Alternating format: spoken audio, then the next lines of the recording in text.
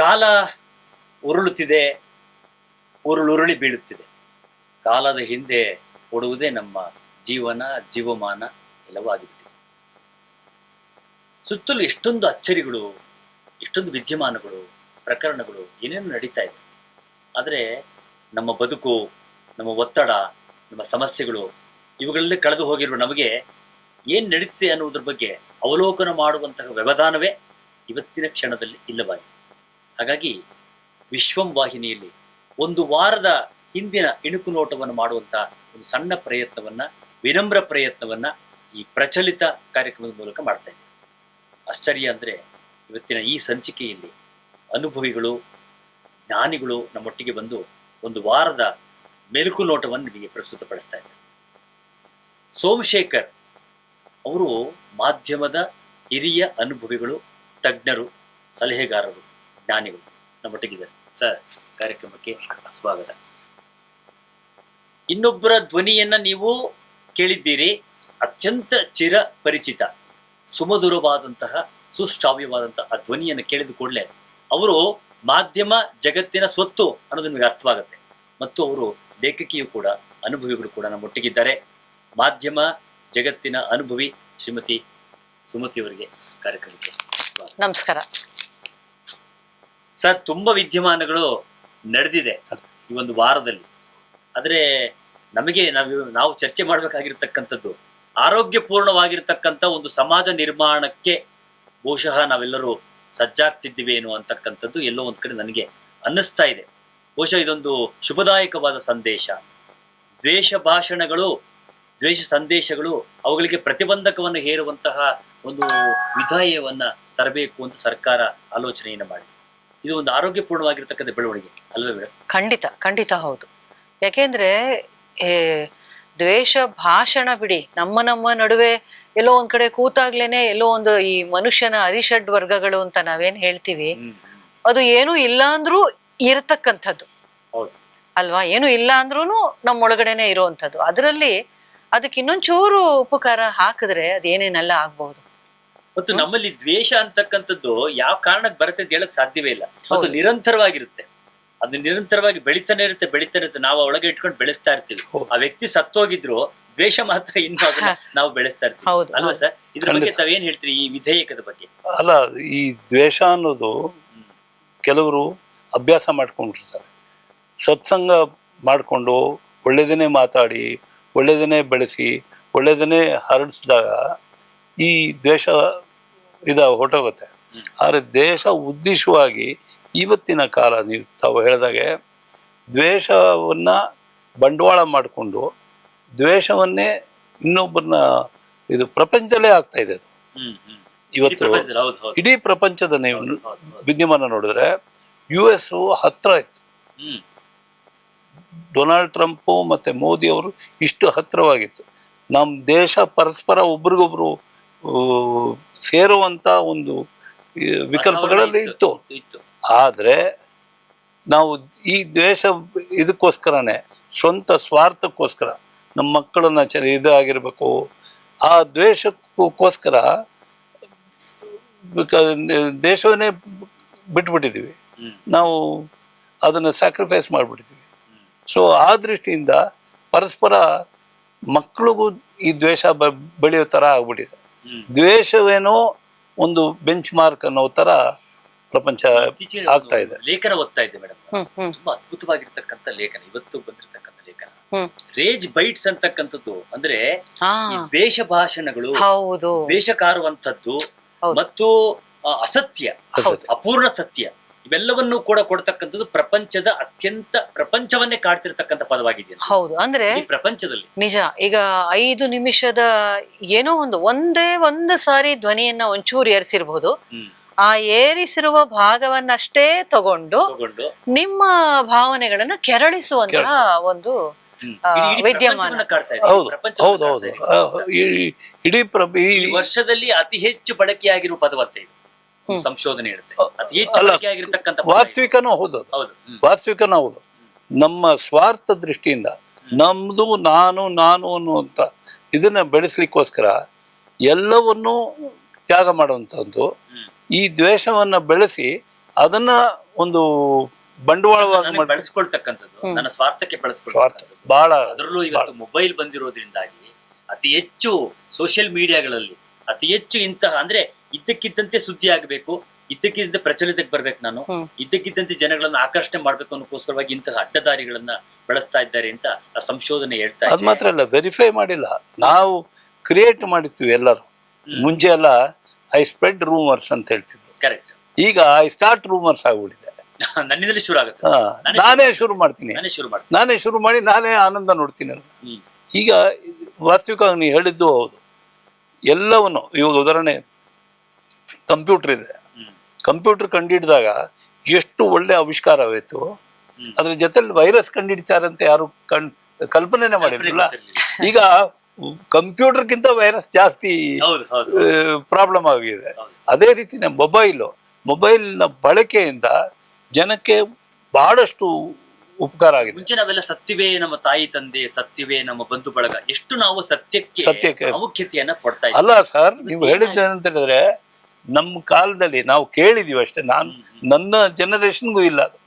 ಏನಂದ್ರೆ ಮುಂಚೆ ಎಲ್ಲ ತಾತ ಅವರೆಲ್ಲ ಲೋನ್ ಕೊಟ್ಬಿಟ್ಟು ಪತ್ರ ಗಿತ್ರ ಅಲ್ಲಿ ಸೂರ್ಯನ್ ನೋಡ್ಕೊಂಡು ಹೇಳೋ ಅಂತ, ಸೂರ್ಯನ್ ನೋಡ್ಕೊಂಡು ಹೇಳೋ, ಸೂರ್ಯನ ಸಾಕ್ಷಿಯಾಗಿ ನೀನು ಹೇಳೋ ಇದು ಅಂತ ಹೇಳಿ ನಂಬಿದ್ವಿ. ಈಗ ಅದು ಈಗ ಅಫಿಡವಿಟ್ ಎಲ್ಲ ಆಗಿದೆ. ಇವತ್ತು ಮಂಜುನಾಥನ ಆಣೆ ಅಂತಂದ್ರೆ ಜನಗಳಿಗೆ ಎಷ್ಟು ಭಯ, ಎಷ್ಟು ಪ್ರಕರಣಗಳನ್ನ ನಮ್ಮ ಧರ್ಮದರ್ಶಿಗಳು ಅದನ್ನ ನೆರವೇರಿಸಿಕೊಟ್ಟಿದ್ದಾರೆ ಕೋರ್ಟ್ ಇಂದ ಹೊರಗಡೆ, ಅಲ್ವಾ ಮೇಡಮ್? ಇವತ್ತು ನಾವು ಅಸತ್ಯವನ್ನು ಕೊಡ್ತಕ್ಕಂತ, ಅಪೂರ್ಣವಾಗಿರ್ತಕ್ಕಂಥ ವಿಚಾರಗಳನ್ನ ಹೇಳ್ತಕ್ಕಂತ, ಹಿಂಸೆಯನ್ನು ಪ್ರಚೋದನೆ ಮಾಡುವಂತ, ದ್ವೇಷವನ್ನ ಪ್ರಚೋದನೆ ಮಾಡುವಂತದನ್ನ ಇಡೀ ಪ್ರಪಂಚ ಅದರ ಹಿಂದೆ ಬಿದ್ದಿದೆ. ಹಾಗಾಗಿ ಬಹುಶಃ ಈ ಭಾಷಣ, ದ್ವೇಷ ಅಪರಾಧಗಳ ಪ್ರತಿಬಂಧಕ ವಿಧೇಯಕವನ್ನ ತರುವಂತಹ ಸರ್ಕಾರದ ಪ್ರಯತ್ನ ಏನಿದೆ ಅದು ಶ್ಲಾಘನೀಯ ಅಂತ ಹೇಳಕ್ ಇಷ್ಟಪಡ್ತೀರಾ? ಖಂಡಿತ ಖಂಡಿತ. ಅದನ್ನ ಮಾತ್ರ ಅಲ್ಲ, ಈಗ ಸರ್ಕಾರದ ಇದ್ರ ಕಡೆಯಲ್ಲಿ ಯೋಚನೆ ಇರೋದ್ರ ಇಷ್ಟನಿಂದ ಇವು ಒಳ್ಳೆಯವರಿಂದಾನೇ ಒಳ್ಳೇದು ಬರಬೇಕು ಅನ್ನೋದನ್ನ ಸರ್ಕಾರ ಮಾಡಿ ತೋರಿಸ್ತಾ ಇದೆ. ಅಂದ್ರೆ ಈ ವಿಧೇಯಕದ ಸದ್ಬಳಕೆ ಅಥವಾ ಇದು ಹೇಗೆ ಬಳಕೆ ಆಗ್ಬಹುದು ಅನ್ಸುತ್ತೆ ಸೋಮಶೇಖರ್? ಅಲ್ಲ, ಇದು ನಾನಾ ವಿಧದಲ್ಲಿ ಇದು ಕತ್ಲು ಹೋಗೋದಕ್ಕೆ ಕಾರಣ ಬೆಳಕು ಚೆಲ್ಲೋದ್ರಿಂದಾನೆ. ಬೆಳಕು ಬಂದಾಗಲೇ ಕತ್ಲು ಹೋಗುತ್ತೆ. ಸೊ ಈ ಬೆಳಕು ಅಲ್ಲಲ್ಲ, ಬೆಳಕು ಕಂಟ್ರೋಲ್ ಮಾಡಬಲ್ಲ. ಆಮೇಲೆ ಬೆಳಕು ಹೋಗೋದಕ್ಕೆ ಬೆಳಕು ಕ್ರಿಯೇಟ್ ಮಾಡಿದ್ರೆ ಕತ್ಲೆ ಹೋಗುತ್ತೆ.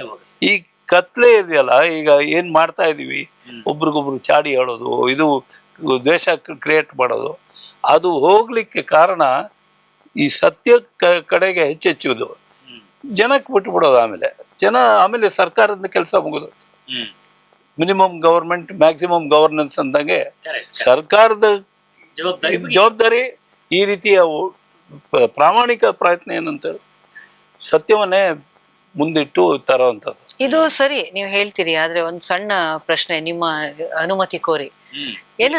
ಏನಂದ್ರೆ ಈಗ ನೋಡಿ, ಸೆನ್ಸಾರ್ ಬೋರ್ಡ್ ಇದೆ, ಆದ್ರೆ ಬರುವ ಚಿತ್ರಗಳೆಲ್ಲವೂ ಹಿಂಸೆ ವಿರೋಧಿಯಾಗಿಯೇ ಇದೆಯೇ ಅಂತ ಪ್ರಶ್ನೆ ಮಾಡಿದಾಗ ನಮಗೇನ್ ಅನ್ಸುತ್ತೆ, ಎಲ್ಲೋ ಒಂದ್ ಕಡೆ ಏನಪ್ಪಾ ಇಂಥ ಚಿತ್ರ ಬಂದಿದೆಯಲ್ಲ, ಇದಕ್ಕೆ ಇದು ಹೆಂಗೆ ಪಾಸ್ ಆಯ್ತು ಅನ್ನುವಂತಹ ಪ್ರಶ್ನೆ ಬರುತ್ತೆ. ಸೆನ್ಸರ್ ಆಗಿಲ್ಲ ಅಂದ್ರೆ ಡೆಲ್ಲಿಗೆ ಹೋಗ್ತೀವಿ, ಡೆಲ್ಲಿ ಇದ್ರೆ ಬಾಂಬೆಗೆ ಹೋಗ್ತೀವಿ, ಎಲ್ಲ ಒಂದು ಕಡೆ ಹೋಗಿ ತರ್ತೀವಿ. ಈಗ ವಿಧೇಯಕ ಇದೆ, ಅದನ್ನ ಹೀಗಾದರೆ ಅಥವಾ ಅದನ್ನ ನಾವು ಸದ್ಬಳಕೆ ಮಾಡದೇ ಇದ್ದರೆ ಎಲ್ಲಿಗೆ ಹೋಗಬಹುದು ಅಂತ ಏನಾದ್ರೂ ಒಂದು ಕಲ್ಪನೆ ಮಾಡಕ್ಕಾಗತ್ತಾ, ಅಥವಾ ಇಲ್ಲ ಒಳ್ಳೇದಾಗತ್ತೆ ಅಂತ ನಂಬೋಣ? ಆ ಕಲ್ಪನೆಗೆ ಉತ್ತರ ಏನು ಅಂತ ಹೇಳಿದ್ರೆ, ಹೆಚ್ಚಿನ ಜನ ಯಾವ ಕಡೆ ವಾಲ್ತಾರೆ, ಹೆಚ್ಚಿನ ಜನ ಯಾವ ಕಡೆ ಇದ್ದಾರೆ, ಅದರಿಂದ ಈ ತರ ಉತ್ತರ ಬರುತ್ತೆ. ಸಪೋಸ್ ಎಲ್ಲರ ಹೆಚ್ಚಿಗೆ ಬಳಕೆಯಲ್ಲಿ ಯೋಚನೆ ಮಾಡಿದ್ರು, ಈಗ ನಾನು ಗ್ರಾಹಕ ಚಳುವಳಿಲಿ ಬಾಯ್ಕಾಟ್ ಅಂತ ಸ್ಕೀಮ್ ಇದೆ. ಯಾವತ್ತು ಗ್ರಾಹಕ ಚಳುವಳಿಲಿ ಬೀದಿಗಿಳಿದವರಲ್ಲ, ಹೋರಾಟವೆಲ್ಲ ಏನೂ ಇಲ್ಲ, ತಮ್ಮ ಸದ್ಬಳಕೆಯಲ್ಲಿ ಅದಕ್ಕೆ ಬಾಯ್ಕಾಟ್ ಹೇಳ್ಕೊಡ್ತಾರೆ ಪ್ರಪಂಚದಲ್ಲೇ. ಒಂದು ಇದನ್ನ ನಿಷೇಧ ಮಾಡಿದ್ರೆ ಅದರ ಪರಿಣಾಮನೇ ಎಲ್ಲವೂ ಸರಿ ಹೋಗುತ್ತೆ ಅಂತ ಒಂದು ಉದಾಹರಣೆ ಕೊಡ್ತೀನಿ ನೋಡಿ. ಶಿಕಾಗೋ ಅಲ್ಲಿ ಒಂದು ಮಾಲ್ ಅಲ್ಲಿ, ನಾವು ಕೇಳಿರಲ್ಲ, ಶಿಕಾಗೋ ಒಂದು ಮಾಲ್ ಅಲ್ಲಿ ಸಾಧಾರಣ ಭಾಳ ಶುದ್ಧವಾದಂಥ ಎಲ್ಲ ವ್ಯವಸ್ಥೆ ಇರುತ್ತೆ. ಹ್ಮ್ ಅಲ್ಲಿ ಯಾವುದೋ ಒಂದು ಹೆಂಗಸು ಹ್ಮ್ ಈ ಜಿರಳೆ ನೋಡ್ಬಿಡ್ತಾಳೆ, ಹ್ಮ್ ಕಿಟಾರ್ ಅಂತ ಕಿರ್ಚ್ಕೊಳ್ತಾಳೆ. ಎಲ್ಲರೂ ಬರ್ತಾರೆ, ಏನಾಯ್ತು ಅಂದ್ರೆ ಜಿರಳೆ ಬಂದ್ಬಿಡ್ತಂತ. ಎಲ್ಲರೂ ವಾಕೌಟ್ ಮಾಡಿದ್ರು. ಆ ಅಂಗಡಿಗೆ ಯಾರೂ ಹೋಗ್ಲಿಲ್ಲ, ಆ ಮಾರ್ತಿಗೆ ಇದು ಮಾಡಿದ್ರು. ಅವರು ವ್ಯವಸ್ಥಿತವಾಗಿ ಯಾರೇನು ಹೆಂಗ್ ಬಂತು ಏನು ಅಂತ ಇದು ಮಾಡಿ ಪಬ್ಲಿಕ್ ಸ್ಟೇಟ್ಮೆಂಟ್ ಕೊಡ್ಬೇಕಾಗಿತ್ತು. ಈ ರೀತಿ ಆಗಿ ಜಿರಳೆಗೋಸ್ಕರ. ಹೌದು, ಈ ತರ ಆಯ್ತು, ನಾವು ಕಂಡಿಡಿದೀವಿ, ಇನ್ ಮುಂದೆ ಈ ರೀತಿ ಆಗದೆ ಇರೋ ತರ ನಾವು ನೋಡ್ಕೋತೀವಿ, ನೀವು ಬರ್ಬೋದು ಅಂತ. ಆ ರೀತಿ ಬಂದಾಗ ಜನ ವಾಪಸ್ ಬರ್ಲಿಕ್ಕೆ ಶುರು ಆಯ್ತು. ಈ ಬಾಯ್ಕಾಟ್ ಸ್ಕೀಮ್ಸ್ ಎಲ್ಲ, ಬಾಯ್ಕಾಟ್ ಅಂದ್ರೆ ವಿವಿಧ ರೀತಿಯಲ್ಲಿ ಬಾಯ್ಕಾಟ್, ಹೌದು ಹೌದು ಹೌದು. ವಿವಿಧ ರೀತಿಯಲ್ಲಿ ಅವ್ರನ್ನ ಮಾತಾಡ್ತಾರ. ಹಿಂಗ್ ತಿರುಗ್ಬಿಟ್ರೆ ಸರ್, ನೀವು ಬಾಯಿ ಮಾತಾಡಿದಕ್ಕೆ ಈ ಪ್ರಶ್ನೆ ನಿಮ್ ಕೇಳಲೇಬೇಕು, ನಿಮ್ಮನ್ನೇ ಕೇಳ್ಬೇಕು ಈ ಪ್ರಶ್ನೆ. ಈಗ ಚಳಿಗಾಲದ ಅಧಿವೇಶನ ಪ್ರಾರಂಭ ಆಗ್ತಾ ಇದೆ, ಬೆಳಗಾವಿಯಲ್ಲಿ ಅಧಿವೇಶನ ಪ್ರಾರಂಭ ಆಗ್ತಾ ಇದೆ. ಜನಪ್ರತಿನಿಧಿಗಳಿಗೆ ಒಂದು ಜವಾಬ್ದಾರಿ ಇದೆ, ಗುರುತರವಾಗಿರ್ತಕ್ಕಂಥ ಹೊಣೆಗಾರಿಕೆ ಇದೆ. ನಮ್ಮೆಲ್ಲರ ತೆರಿಗೆಯ ಹಣದಲ್ಲಿ ಅಲ್ಲಿ ಅಧಿವೇಶನಗಳು ನಡೀಬೇಕು, ಆರೋಗ್ಯಪೂರ್ಣವಾದ ಚರ್ಚೆಗಳು ನಡೀಬೇಕು. ಎಷ್ಟರ ಮಟ್ಟಿಗೆ ಒಂದು ಚರ್ಚೆಗಳು ನಡೀತಿದೆ ಸರ್. ಇವರು ಯಾವುದೋ ಒಂದು ವಿಧೇಯಕದ ವಿರುದ್ಧವಾಗಿ ಧ್ವನಿ ಎತ್ತಿ ಬಾಯ್ಕಾಟ್ ಮಾಡ್ತಕ್ಕಂಥದ್ದು ಪ್ರತಿದಿನ ಪತ್ರಿಕೆ ಅದೇ ಬರುತ್ತೆ. ಇವತ್ತು ನಡೆಯೋದೇ ಇಲ್ಲ. ಇಡೀ ನಮ್ಮ ಅಧಿವೇಶನಗಳ ಸಮಯವನ್ನು ತೆಗೆದು ನೋಡಿದ್ರೆ, ಒಟ್ಟು ಸಮಯ ತೆಗೆದು ನೋಡಿದ್ರೆ ಎಷ್ಟು ಸಮಯದಲ್ಲಿ ಚರ್ಚೆ ನಡೆದಿದೆ, ಯಾಕೆ ನಡೆಯೋದಿಲ್ಲ? ಅಲ್ಲಿ ಗಂಭೀರವಾದ ಚರ್ಚೆ ಆಗ್ಬೇಕಲ್ವೇ? ಖಂಡಿತ. ಅದಕ್ಕೆ ಇದು ಅಷ್ಟೇ, ಒಂದು ವ್ಯವಧಾನ, ಒಂದು ವ್ಯವಸ್ಥೆ ಹೆಂಗ್ ಆಗ್ಬಿಟ್ಟಿದೆ ಅಂದ್ರೆ, 6 ತಿಂಗಳಿಗೆ ಅಸೆಂಬ್ಲಿ ನಡಿಬೇಕು, ಪಾರ್ಲಿಮೆಂಟ್ ನಡಿಬೇಕು. ಆ ತರ ಮೆಕ್ಯಾನಿಕಲ್ ಆಗಿ ನಡ್ಕೊಂಡ್ ಬರ್ತಾ ಇದೆ. ಇಬ್ರು ಮೊದಲನೇ ಇದು ಹೇಳಿದಾಗ ಇಬ್ರು ಏನ್ ಅನ್ಕೊಂಡ್ಬಿಟ್ಟಿದ್ದಾರೆ, ಒಬ್ರಿಗೂ ವಿಶ್ವಾಸನೇ ಇಲ್ಲ. ಇವ್ರು ಮಾಡಿದ್ದೆಲ್ಲ ತಪ್ಪು, ಅವ್ರು ಮಾಡಿದ್ದೆಲ್ಲ ಸರಿ. ಇದು ವಿರೋಧ ಪಕ್ಷ ಅಂದ್ರೆ ಇದು ಇದಾಗತ್ತೆ. ನಮ್ಮ ಇದಕ್ಕೆ ನೀವು ಬಾಯ್ಕಾಟ್ ವಿಷಯ ಹೇಳಿದ್ರಲ್ಲ, ಜನ ಶುರು ಮಾಡ್ತಾರೆ, ಜನ ಗಮನಿಸ್ತಾರೆ. ಅವ್ರನ್ನ ಬಾಯ್ಕಾಟ್ ಮಾಡ್ಲಿಕ್ಕೆ ನಾನು ಹೇಳ್ತಾ ಇರೋದು, ನೀವು ಅಸೆಂಬ್ಲಿ ಬಾಯ್ಕಾಟ್ ಮಾಡ್ತಾರಂತ. ನಾನು ಅವ್ರ ಪ್ರತಿನಿಧಿಯಾಗಿ ಯಾರು ಜನತಾ ಜನಾರ್ದನ ಅವ್ರನ್ನ ಬಾಯ್ಕಾಟ್ ಮಾಡ್ಲಿಕ್ಕೆ ಶುರು ಮಾಡ್ತಾರೆ ಅಂತ ಈ ವಾತಾವರಣ ಕ್ರಿಯೇಟ್ ಮಾಡಿದ್ರೆ ಅವಾಗ ಏನಾಗುತ್ತೆ, ಈ ಕೆಲಸ ಈಗ ಭಯ ಬರುತ್ತೆ. ಈಗ ಉದಾಹರಣೆಗೆ ನೀವು ಹೇಳಿದ್ದೆ, ಒಂದು ಪಾರ್ಲಿಮೆಂಟ್ ಅಲ್ಲಿ ಪ್ರಧಾನಮಂತ್ರಿ ಅವರು ಇತ್ತೀಚೆಗೆ ಹೇಳಿದ್ರು, MP ಎಲ್ಲ ತಾವು ಮಾತಾಡಬೇಕು ಅಂತಾರೆ, ತಾವು ಭಾಗವಹಿಸ್ಬೇಕು ಅಂತಾರೆ, ಅವಕಾಶ ಇಲ್ಲ ಅಂತ ಪಬ್ಲಿಕ್ ಆಗಿ ಹೇಳಿದ್ದಾರೆ. ಅದರಿಂದ ಇದ್ರ ಪರಿಣಾಮ ಸ್ವಲ್ಪ ಗಮನಿಸಿ ಅಂತ ಹೇಳಿದ್ರು. ಗಮನಿಸ್ತಾ ಇಲ್ಲ. ಇದೇನು ಇದರ ಪರಿಣಾಮ ಏನಾಗುತ್ತೆ, ಪಕ್ಷವನ್ನ ಬಿಟ್ಟು ಹೋದ್ರೆ ಎಲ್ಲರೂ, ಪಕ್ಷ ಉಳಿದಿದ್ರೆ ಯಾವುದಕ್ಕೋಸ್ಕರ ಬಾಯ್ಕಾಟ್, ಯಾವುದಕ್ಕೋಸ್ಕರ ಇದು ಚೇಂಜ್ ಆಗುತ್ತೆ. ಈ ವಾತಾವರಣ ಕ್ರಿಯೇಟ್ ಮಾಡೋದು ಪಬ್ಲಿಕ್ ಚಾಯ್ಸ್. ಅದಕ್ಕೆ ಮಾಧ್ಯಮದ ಒಂದು ಜವಾಬ್ದಾರಿ ಜಾಸ್ತಿ ಆಗಿದೆ ಈಗ. ಅದರಿಂದ ಏನಾಗಿದೆ, ಜನ ಬಂದು ಗಮನಿಸ್ತಾರೆ. ಮುಂಚೆ ಇಷ್ಟು ವಾತಾವರಣ ಇರಲಿಲ್ಲ. ನೀವು ಬೆಳಗ್ಗೆ ಏನಾದ್ರು ಮಾಡಿದ್ರೆ ಮಧ್ಯಾಹ್ನ ಡಿಸ್ಕಷನ್ ಇಟ್ಕೊಂಡ್ಬಿಡ್ತಾರೆ. ಡಿಸ್ಕಷನ್ ಇಟ್ಕೊಂಡು ಬಹಿಷ್ಕಾರ ಹಾಕೋಕೆ ಶುರು ಮಾಡಿಬಿಟ್ರೆ ಇವರಿಗೆ ನಾಳೆ ಪ್ರತಿನಿಧಿಯಾಗಿ ಬರೋದಕ್ಕೆ ಅಡ್ಡ ಆಗತ್ತೆ ಅಂದರೆ ಅವ್ರು ತಿದ್ಕೋತಾರೆ. ಈ ಮೆಥಡಲ್ಲಿ ಯಾಕೆಂದರೆ ನಿಲುವಂತೂ ಅವ್ರು ನಿಶ್ಚಯ ಮಾಡ್ಕೊಂಡ್ಬಿಟ್ಟಿದ್ದಾರೆ. ನಾವು ಭ್ರಷ್ಟರಾಗಿರ್ಬೇಕು, ಏನೇ ಆಗಲಿ ಮಾಡೇ ಬಿಡೋಣ ಅಂತ. ವಿರೋಧ ಪಕ್ಷದವರು ಈಗ ನಮಗೆ ಅವಕಾಶ ಇಲ್ಲ, ನಾನು ಭಾಳ ಕ್ವಾಲಿಫೈಡ್ ಆಗಿ ಹೇಳ್ತೇನೆ, ಈಗ ನಮಗೆ ಅವಕಾಶ ಇಲ್ಲ, ವಿರೋಧ ಮಾಡಬೇಕು, ನಾವು ಜನಕ್ಕೆ ಭಾಳ ಮೆಚ್ಚಿದ ಒಳ್ಳೆ ಹುಡುಗ ಅಂತ ಅನ್ಸ್ಕೋಬೇಕು. ಹಾಗೆ ಮಾಡೋವಂಥ ಪರಿಸ್ಥಿತಿಯಲ್ಲಿ ಟರ್ನ್ಸ್ ತಗೊಳ್ತಾ ಇದ್ದಾರೆ. ಇದು ಎರಡೂ ಒಂದು ನಾಟಕೀಯ. ಈ ನಾಟಕಿಯನ್ನ ಜನ ಗಮನಿಸ್ತಾರೆ. ನಾಳೆ ನಿಮಗೆ ಪರಿಸ್ಥಿತಿ ಪಾಠ ಕಲಿಸ್ತಾರೆ, ಆಲ್ಟರ್ನೇಟ್ ಬರುತ್ತೆ, ಆಲ್ಟರ್ನೇಟ್ ಆಗತ್ತೆ ಅನ್ನುವಂಥದ್ದು ಬಂದ್ರೆ ಇದು ತಿದ್ದುಪಡಿ ಆಗುತ್ತೆ. ಎಕ್ಸ್ಟ್ರೀಮ್ 13 ವಿಧೇಯಕಗಳನ್ನ ಮಂಡಿಸುವಂತ ಸಾಧ್ಯತೆಗಳಿದೆ. ಅವೆಲ್ಲವೂ ಬರಬೇಕು ಅಂತಂದ್ರೆ ಚರ್ಚೆ ಆಗಬೇಕು. ಪರಸ್ಪರ ವಿರೋಧ ಪಕ್ಷಗಳು, ಪ್ರತಿಪಕ್ಷಗಳು ಚರ್ಚೆ ಆಗಬೇಕು. ಇಚ್ಛೆ ಇರೋದು, ಚರ್ಚೆ ಆಗುತ್ತೋ ಇಲ್ಲೋ. ಈಗ ಎಷ್ಟೋ ಬಿಲ್ಸು ಚರ್ಚೆ ಇಲ್ಲದೆ ಚರ್ಚೆ ಆಗೋದಿಲ್ಲ, ಹಂಗೆ ಬುಲ್ಡೋಸ್ ಮಾಡ್ಕೊಂಡು ಬಂದ್ಬಿಡುತ್ತವೆ. ಇದು ಕ್ಲಿಯರ್ ಆಗಿ ಬಂದ್ಬಿಡುತ್ತೆ. ಬಿಲ್ ಪಾಸ್ ಆಗತ್ತೆ.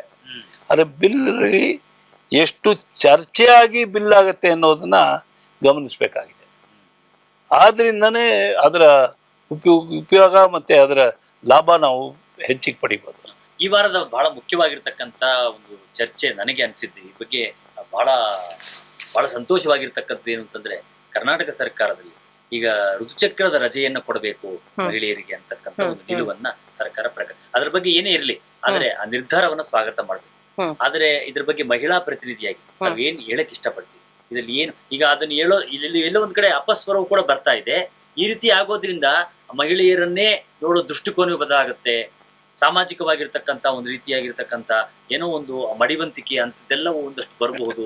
ಮಹಿಳೆಯನ್ನ ನೋಡ್ತಕ್ಕಂಥ ದೃಷ್ಟಿಕೋನ ಚೇಂಜ್ ಆಗ್ಬಹುದು. ಅದೇನೇ ಇರ್ಲಿ, ಆದ್ರೆ ಇದು ಸ್ವಾಗತಾರ್ಹ ಅಲ್ವೇ? ಅಗೇನ್ ಇದು ವಿವಾದಾತ್ಮಕ ಅಂತಾನೆ ನನಗಂತೂ ಅನ್ಸುತ್ತೆ. ಸ್ವಾಗತ ಮಾಡುವವರು ಮಾಡ್ತಾ ಇರಬಹುದು. ಇಲ್ಲಿ ಪ್ರಶ್ನೆ ಏನ್ ಬರುತ್ತೆ ಅಂದ್ರೆ, ಪ್ರತಿ ತಿಂಗಳು ಈಗ ಒಂದು ಕಚೇರಿ ಅಂತಂದಾಗ ಅಲ್ಲಿ ಪುರುಷ ಉದ್ಯೋಗಿಗಳು ಇರ್ತಾರೆ, ಮಹಿಳಾ ಉದ್ಯೋಗಿಗಳು ಇರ್ತಾರೆ. ಈಗ ಮಾತೃತ್ವ ರಜೆ ಬಂದಾಗ್ಲೂ ಕೂಡ ಅನೇಕ ಕಚೇರಿಗಳಲ್ಲಿ ತುಂಬಾ ಏರುಪೇರುಗಳು ಸಂಭವಿಸಿದ್ವು. ಅಂದ್ರೆ ಈಗ 15-20 ದಿನ, ಒಂದು ತಿಂಗಳು, 2 ವರ್ಷ ಮಾತೃತ್ವ ರಜೆ ಕೊಡೋದು. ಅದು ತಗೊಂಡಾಗ ಏನಾಗುತ್ತೆ, ಪುರುಷ ಉದ್ಯೋಗಿಗಳ ಮೇಲೆ ಒತ್ತಡ ಹೆಚ್ಚಾಗತ್ತೆ.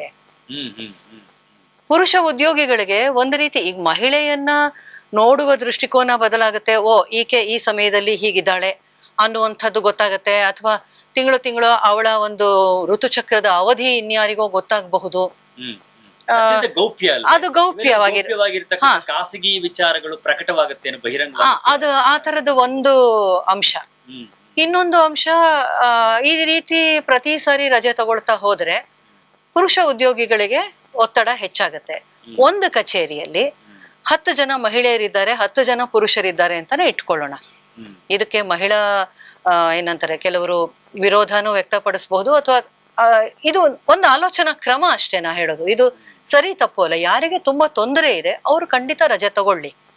ಈಗ ಯಾರಿಗೂ ಅಂಗವಿಕಲ ಮಕ್ಕಳಿದ್ದಾರೆ ಅಥವಾ ಏನೋ ಒಂದು ಪಾಲನೆ ಮಾಡಕ್ ಆಗ್ತಿಲ್ಲ ಅಂತ ಸಮಸ್ಯೆಗಳಲ್ಲಿ ಅದನ್ನ ಬರೆಸ್ಕೊಂಡು ಅದಕ್ಕೆ ಸಂಬಂಧಪಟ್ಟ ನೋಡಿ ಅವರಿಗೆ ಸಂಪೂರ್ಣವಾಗಿ ಮಾತೃತ್ವ ರಜೆ 3 ವರ್ಷನೇ ಕೊಡ್ಲಿ, ತೊಂದರೆ ಇಲ್ಲ. ಹಾಗೇನೆ ಇದು ಕೂಡ ಅನೇಕರಿಗೆ ತೊಂದರೆ ಇರುತ್ತೆ. ನಾರ್ಮಲ್ ಋತುಚಕ್ರ ಎಲ್ಲರಿಗೂ ಇರುವಾಗ, ಎಲ್ಲದರಲ್ಲೂ ನಾವು ಸಮಾನರು ಅಂತ ಹೇಳುವಾಗ ಇದು ಕೂಡ ಒಂದು ಸಹಜವಾಗಿ ನೀವು ಅಬಲೆಯರು ಅದು ಒಂದು ಭಾವ ಬರುತ್ತೆ ಅಂತ ನನಗೂ ಅನ್ಸುತ್ತೆ.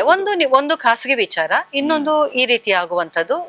ಯಾರಿಗೆ ನಿಜವಾಗಿ ನೋವು, ಕೆಲವರಿಗೆ ನೋವು ಬರುತ್ತೆ, ಹೊಟ್ಟೆ ನೋವಿರುತ್ತೆ, ಕೆಲವರಿಗೆ ಕಾನ್ಸಂಟ್ರೇಟ್ ಮಾಡಕ್ ಆಗಲ್ಲ, ತುಂಬಾ ಕಾಲ ಒಂದ್ ಕಡೆ ಕೂತ್ಕೊಂಡು ಬೇಕಾದ್ರೆ ತಗೊಳ್ಬಹುದಲ್ವೇ ಅಂತವ್ರು ಆಗ ನನಗೆ ಇದು ಬೇಕಾಗಿದೆ, ಇದನ್ನು ಆಪ್ಷನಲ್ ಮಾಡಿದ್ದರೆ ಚೆನ್ನಾಗಿರ್ತಿತ್ತೇನೋ ಅಂತ ಅನ್ಸುತ್ತೆ. ಇದು ತಗೊಳ್ಬೇಕು ಅಂದ್ರೆ ಅವಳು ತಗೋತಾಳೆ, ನಾನು ತಗೋತೀನಿ.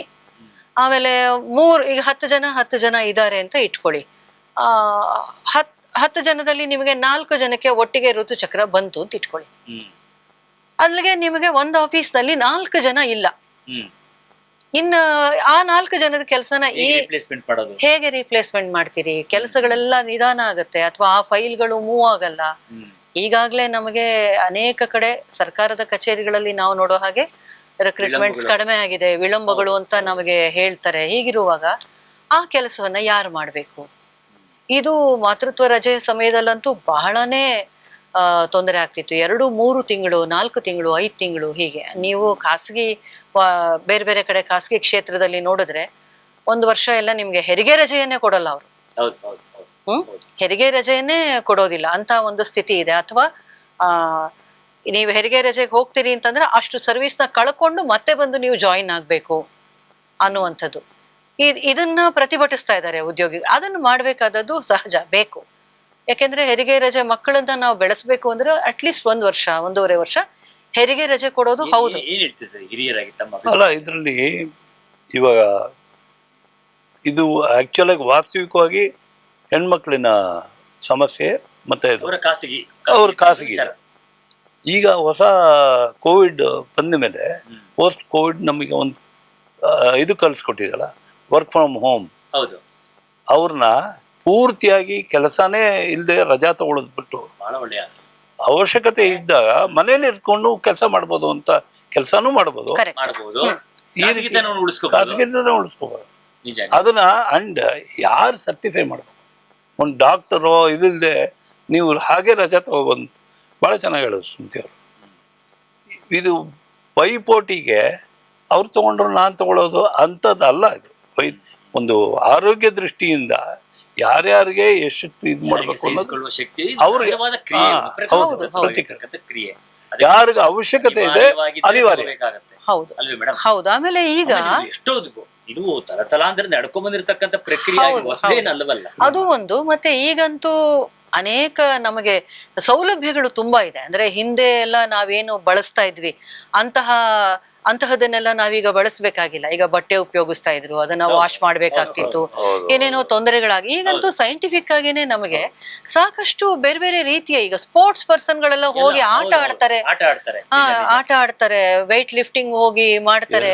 ಎಲ್ಲ ಇಷ್ಟೆಲ್ಲ ಅಲ್ಲ, ಇರುವಾಗ ಮೊನ್ನೆ ನೀವು ಇದನ್ನ ಗಮನಿಸಿದ್ರಲ್ಲ, ಇಂಡಿಯಾಸ್ ಗಾಟ್ ಟ್ಯಾಲೆಂಟ್ ಅಂತ ಇದು ಅಬ್ರಾಡ್ ನಡೀತಾ ಇತ್ತು. ಇಂಡಿಯಾಸ್ ಗಾಟ್ ಟ್ಯಾಲೆಂಟ್ ಒಂದು ಹೊಸ ಕಾರ್ಯಕ್ರಮ. 10 ತಿಂಗಳು ಪ್ರೆಗ್ನೆಂಟ್. ಅವರು ಪಬ್ಲಿಕ್ ಆಗಿ ಲಿಫ್ಟೆಡ್ ವೇಟ್ ಅಂಡ್ ಅವರು ಇದು ಮಾಡಿದ್ರು, ಡೆಮಾನ್ಸ್ಟ್ರೇಟ್ ಮಾಡಿದ್ರು. ಆಶ್ಚರ್ಯ ಮಾಡಬಾರ್ದು ಅಂತಂದ್ರು ಕೂಡ ಆಕೆ ಎಷ್ಟು ಶಕ್ತಿಯಿಂದ ಕಾನ್ಫಿಡೆಂಟ್ ಇಂದ ಮಾಡಿದ್ರು. ಅದ್ರ ಎಷ್ಟೋ ಜನ ಸಿಗುವಂತ ಪರಿಸ್ಥಿತಿ ನಿರ್ಮಾಣ. ಸೊ ಆ ದೃಷ್ಟಿಯಿಂದ ನಿಜ, ವಾಟ್ ಈಸ್ ಮೆಡಿಕಲಿ ನೀಡೆಡ್ ಅವ್ರಿಗೆ ಅವಶ್ಯಕತೆ ಇದ್ದಾಗ ದುರ್ಬಳಕೆ ಆಗೋ ಸಾಧ್ಯತೆ ಇದೆ, ಅದು ಖಂಡಿತ ಇದೆ. ಮಹಿಳಾ ಮಾತಾಡ್ತಿಲ್ಲ, ನೀವು ದುರ್ಬಳಕೆ ಆಗೋ ಏನೂ ಇಲ್ಲದೆ ಇರತಕ್ಕಂಥವ್ರು ಕೂಡ ಇದನ್ನ ಬಳಸ್ಕೊಳ್ಳೋ ಸಾಧ್ಯತೆ ಇರುತ್ತಲ್ಲ. ಅಲ್ಲ, ಏನು ಇರದೇ ಇರೋದು ಅನ್ನೋದು ಇದ್ರು ಕೂಡ ಅಲ್ಲ, ಇವ್ರು ಅದನ್ನ ಹೇಳೇ ಇದಾರಲ್ಲ, ಈಗ ಕೊಟ್ಟೇ ಇದಾರಲ್ಲ. ಈಗ ಅವರು ಯಾರಿಗೆ ಕಷ್ಟ ಆಗ್ತಿದೆ ಅವ್ರು ಕೊಡ್ತಾ ಇದೀವಿ ಅಂತ ಏನು ಹೇಳೇ ಇಲ್ಲ. ಅವ್ರೇನ್ ಹೇಳಿದಾರೆ, ಎಲ್ರಿಗೂ ಕೊಡ್ತೀವಿ ಅಂತಾನೆ ಈಗ ಸರ್ಕಾರ ಹೇಳ್ತಾ ಇರೋದು. ಎಲ್ರಿಗೂ ಕೊಡುವಾಗ ಎಲ್ರು ತಗೊಳ್ತಾರೆ. ಮಹಿಳಾ ವರ್ಗವೆಲ್ಲವೂ ಕೂಡ ರಜೆ ತಗೊಂಡ್ರೆ ಹೌದು, ಇಷ್ಟು ಕಷ್ಟ ಆಗಬಹುದು ಅಂತಕ್ಕಂಥದ್ದನ್ನ. ನಾಳೆ ನೀವು ವುಮೆನ್ಸ್ ಪಾರ್ಲಿಮೆಂಟ್ ಬಿಲ್ ಪಾಸ್ ಮಾಡಿದಿರಿ. ಈಗ ಅರ್ಧಕ್ಕರ್ಧ ಜನ ಹೆಣ್ಮಕ್ಳು ಬಂದ್ರೆ ಪಾರ್ಲಿಮೆಂಟ್ ಕ್ಲೋಸ್ ಮಾಡ್ಬೇಕು. ಒಂಥರ ರಿಸರ್ವೇಶನ್ ಅನ್ನೋ ಕಡೆಯಲ್ಲೆಲ್ಲ, ಮೀಸಲಾತಿ ಇರೋ ಕಡೆಯಲ್ಲೆಲ್ಲ ಈ ತರ ಸಮಸ್ಯೆ ಬರುತ್ತೆ. ಕೆಲವರೆಲ್ಲ ಮಹಿಳೆಯರು ಸ್ವಾಗತಿಸ್ತಾ ಇದ್ದಾರೆ ಇದನ್ನ. ಇದು ತುಂಬಾ ಒಳ್ಳೆಯ ಒಂದು ಅನುಕೂಲ ಸಿಕ್ಕಿದ್ರೆ ಮಹಿಳೆಯರಿಗೆ ಕೊಟ್ಟಂತಹ ಒಂದು ವಿಶೇಷವಾದ ಸವಲತ್ತು, ಇದು ಸ್ವಾಗತಾರ್ಹ ಅಂತ ಹೇಳ್ತಾ ಇದ್ದಾರೆ. ಅದು ಯಾವ ದೃಷ್ಟಿಯಲ್ಲಿ ಸ್ವಾಗತಾರ್ಹ ಅನ್ನೋದನ್ನ ಅವರೇ ಹೇಳ್ಬೇಕು. ನನಗೆ ಪರ್ಸನಲ್ ಆಗಿ ಹೇಳಿರ್ತಕ್ಕಂಥದ್ದು, ಇದು ಒಂದು ಗೌಪ್ಯವಾಗಿರ್ತಕ್ಕಂಥ ಖಾಸಗಿತನದ ಒಂದು ಆಚರಣೆ. ಅದನ್ನ ಬಹಿರಂಗ ಪಡಿಸ್ತಕ್ಕಂಥದ್ದು ಅಷ್ಟು ಸಹಜವಲ್ಲವೇನು ಅಂತ ನನ್ನ ಅಭಿಪ್ರಾಯ. ನನಗೆ ಒಂದು ಘಟನೆ ನೆನಪಿಗೆ ಬರುತ್ತೆ ಸರ್. ಮಹಾರಾಷ್ಟ್ರದ ಬೀಡ್ ಅನ್ನೋ ಕಡೆಯಲ್ಲಿ ನಡೆದಂತ ಒಂದು ಘಟನೆ. ಅದನ್ನ ನಾಟಕವನ್ನು ಕೂಡ ಮಾಡಿದ್ದೆ. ಅಲ್ಲಿ ಇರ್ತಕ್ಕಂಥ ಭೂಮಾಲೀಕರು ಅಥವಾ ಕೆಲಸ ಕೊಡ್ತಕ್ಕಂಥವ್ರು ಏನ್ ಮಾಡಿದರೆ, ಮಹಿಳೆಯರು ಮುಟ್ಟಾಗಿ ಬರ್ತಾರೆ, ಇಲ್ಲಿ ಇದು ಅಪವಿತ್ರವಾಗತ್ತೆ ಅಂತ ಹೇಳಿ ಆ ದಿನ ಅವ್ರನ್ನ ಕೂಲಿಯಿಂದ ಹೊರಗಡೆ ಇರ್ತಕ್ಕಂಥ ಕೆಲಸ ನಡೆಯುತ್ತೆ. ಅದನ್ನ ಪ್ರತಿಭಟನೆ ಮಾಡ್ಬೇಕು. ಒಂದು ದಿನ ನಾವು 3 ದಿವಸ ನಾವು ಹೋಗದೆ ಇದ್ರೆ ನಮ್ಮ ಜೀವನ ನಡೆಯೋದು ಹೇಗೆ ಅಂತ ಹೇಳಿ ಅದರ ದುರ್ಬಳಕೆಯನ್ನು ಮಾಡಿಕೊಂಡು ಲಾಭವನ್ನು ಪಡ್ಕೊಂಡು ಇಡೀ ಹಳ್ಳಿಯ ಮಹಿಳೆಯರೆಲ್ಲರೂ ಗರ್ಭಕೋಶವನ್ನು ತೆಗೆಸಿರ್ತಕ್ಕಂಥದ್ದು ದಾಖಲಾಗಿದೆ. ಇಡೀ ಮಹಿಳೆಯ 3,000-4,000 ಹೆಣ್ಮಕ್ಳು ಕೇವಲ ಬಡತನಕ್ಕೋಸ್ಕರವಾಗಿ ನಾವು 3 ದಿವಸ ಇದ್ದರೆ ನಮ್ಮ ಮನೆ ಉಪವಾಸ ಇರಬೇಕು, ನಮ್ಮ ಕುಟುಂಬ ಉಪವಾಸ ಇರಬೇಕು ಅಂತೇಳಿ ಎಲ್ಲರೂ ಗರ್ಭಕೋಶವನ್ನ ತೆಗೆಸಿ ಗರ್ಭಕೋಶ ರಹಿತ ಮಹಿಳಾ ಲೋಕ ಇರತಕ್ಕಂಥದ್ದು ಬೋರ್ಡ್ ಹಾಕಿರ್ತಕ್ಕಂಥದ್ದು ನಮ್ಮಲ್ಲಿ ನಡೆದಿದೆ. ಅಂದ್ರೆ ಅತ್ಯಂತ ಕ್ರೌರ್ಯಗಳು ನಮ್ಮಲ್ಲಿ ನಡೆಯುತ್ತೆ ಈ ಒಂದು ಹೆಣ್ಣಿನ ಖಾಸಗಿತನವನ್ನು ಇಟ್ಕೊಂಡು ಅನ್ನೋದಕ್ಕೆ. ಇದೊಂದು ಸ್ವಾಗತಾರ್ಹವಾಗಿರ್ತಕ್ಕಂಥ ಒಂದು ಅದ್ಭುತವಾಗಿರ್ತಕ್ಕಂಥ ಚಿಂತನೆ, ಮಹಿಳಾ ಪರ ಚಿಂತನೆ. ಅದನ್ನಂತೂ ಇನ್ನೊಂದು ಬಹಳ ವಿಶೇಷವಾಗಿರ್ತಕ್ಕಂಥ ಸೆಪ್ಟೆಂಬರ್ 13ನೇ ತಾರೀಕನ್ನ ಸರ್ಕಾರಿ ಮಹಿಳಾ ಕಾರ್ಮಿಕ ದಿನಾಚರಣೆಗೆ ಆಚರಣೆ ಮಾಡಬೇಕು ಅಂತ ನಿನ್ನೆ ಮುಖ್ಯಮಂತ್ರಿ ಅವರು ಹೇಳ್ತಾ ಇದ್ದಾರೆ. ಅದು ಬಹಳ ಒಳ್ಳೆ ವಿಶೇಷವಾಗಿರ್ತಕ್ಕಂಥ ಒಂದು ಸೂಚನೆ ಸೆಪ್ಟೆಂಬರ್ 13. ಯಾಕಂದ್ರೆ ನಮ್ಮ ಸರ್ಕಾರಿ ಕೆಲಸಗಳಲ್ಲಿ, ಖಾಸಗಿಗಳಲ್ಲಿ ಅನೇಕ ಮಹಿಳೆಯರು ಅದರ ಪರ್ಸೆಂಟೇಜ್ ಜಾಸ್ತಿಯೇ ಇದೆ, ಕೆಲಸ ಮಾಡ್ತಿದ್ದಾರೆ. ಅದನ್ನ ಮಹಿಳಾ ದಿನವನ್ನಾಗಿ ಘೋಷಣೆ ಮಾಡಬೇಕು ಅಂತ ಹೇಳ್ತಾರೆ. ಇಲ್ಲೇನಂದ್ರೆ ದೈಹಿಕ ಶ್ರಮ ಯಾರಿಗೆ ಇದೆ ಅಂತಹ ಅವರಿಗೆ ಖಂಡಿತವಾಗಿ ಬೇಕಾಗಬಹುದು. ಆದ್ರೆ ದೈಹಿಕ ಶ್ರಮ ಇಲ್ಲದೆ ಒಂದು ಕಚೇರಿಯಲ್ಲಿ ಕೂತ್ಕೊಂಡು ಏನನ್ನಾರು ಒಂದು ಬರೆಯುವಂಥದ್ದು. ಈಗ ಟೀಚರ್ಸ್ ಫಾರ್ ಎಕ್ಸಾಂಪಲ್, ಈಗ ಟೀಚರ್ಸ್ ನೀವು ತಿಂಗಳಲ್ಲಿ ಒಂದು ಶಾಲೆಯಲ್ಲಿ, ಸರ್ಕಾರಿ ಶಾಲೆಗಳಂತೂ ಈಗ ಮುಚ್ಚಿ ಹೋಗ್ತಾ ಇರುವಂತ ಪರಿಸ್ಥಿತಿ ನಾವು ನೋಡ್ತಾ ಇದೀವಿ. ಅಂಥದ್ರಲ್ಲಿ ಈ ರಜೆನ ತಗೊಂಡಾಗ ಹೆಚ್ಚು ಕಡಿಮೆ ಟೀಚರ್ಸ್ ಎಲ್ಲ ಮಹಿಳೆಯರು ಇರ್ತಾರೆ. 3 ಜನ ಟೀಚರ್ಸ್ ಶಾಲೆಗೆ ಪ್ರತಿ ತಿಂಗಳು ಬರೋದಿಲ್ಲ ಅಂದ್ರೆ